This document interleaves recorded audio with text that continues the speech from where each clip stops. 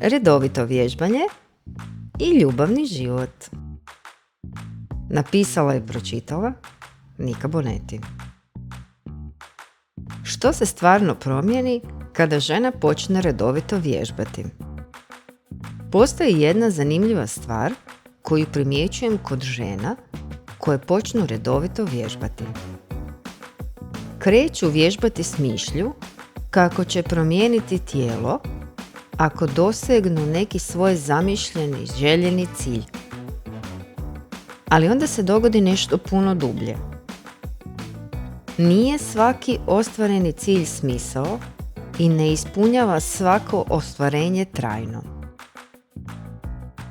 Redovito vježbam nekoliko puta tjedno. Osjećam se čvrsto, zdravo i stabilno u vlastitom tijelu. A to se u velikoj mjeri reflektira na moje raspoloženje, energiju i odnos s partnerom. I ono o čemu se rijetko govori. Naš seksualni život je jako dobar. Ali zanimljivo je pitanje, zašto je to tako?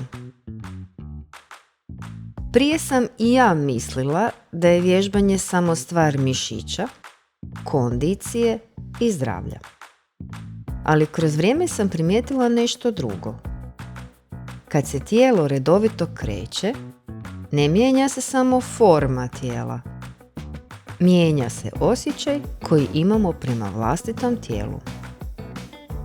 U psihodinamskom pristupu tijelo nije samo tijelo i nije samo biomehanika. Tijelo je mjesto gdje živimo svoje emocije, frustracije, ali i životnu energiju.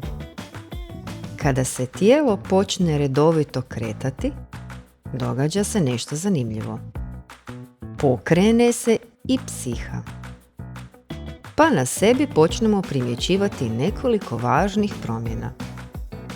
Kako nam se vraća osjećaj snage i kontrole, kako se smanjuje unutarnja napetost i nervoza, kako se povećava vitalnost i libido, a mijenja način na koji doživljavamo sebe.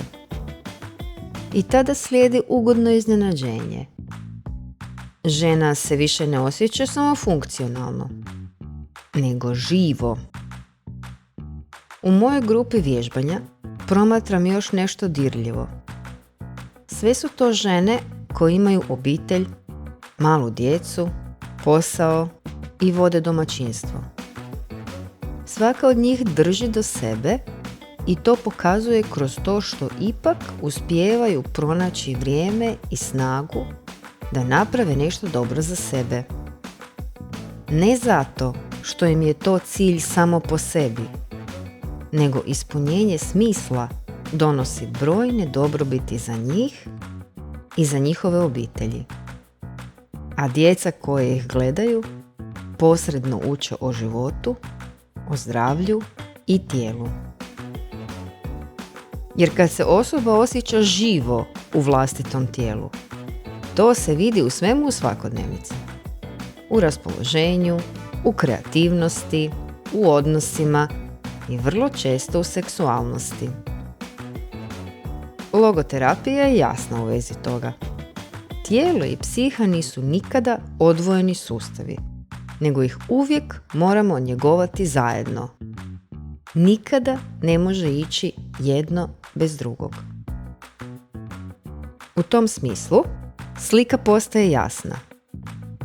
Vježbanjem ne jačamo samo mišiće. Jačamo osjećaj vitalnosti. A vitalnost je duboko povezana s libidom. Ne samo seksualnim, nego životnim. Zato je možda pravo pitanje u vježbanju zapravo ovo. Ne, hoće li mi vježbanje na željeni način promijeniti tijelo? Nego, hoće li mi vježbanje vratiti osjećaj živosti? Jer kada se to dogodi, promijeni se puno više od forme tijela. A sada vas želim pitati. Mislite li da su tijelo i psiha više povezani nego što obično mislimo?